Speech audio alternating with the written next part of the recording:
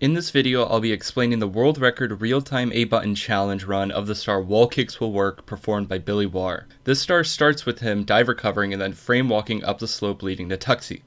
Frame walking is a glitch that allows walking up slopes that would otherwise be too steep to walk up normally. It is performed by rapidly tapping forward on the joystick and letting it return to a neutral position.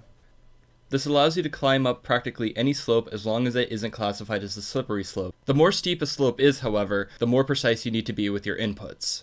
After getting onto the ledge, he starts frame walking onto this slope, trying to stay towards the right side of it. Once he gets near the top, he then changes his angle in order to move more perpendicular towards the left side of the peak. He starts sliding down the left side of the peak and re-angles himself to bounce on the spindrift.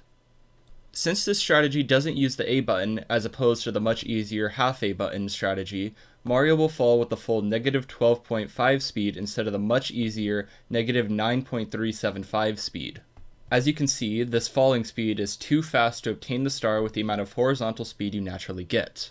The amount of speed that you get bouncing off of a spindrift is proportional to how much speed you had when you first bounced on it.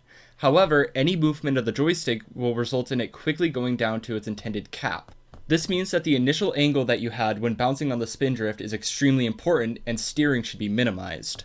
As you can see in the controller cam, he only taps the joystick a few times, which lets him have enough speed in order to drift into the star. Getting the correct angle and speed to result in landing on the star with minimal inputs is much more precise than it initially seems, making this extremely fluid record all the more impressive.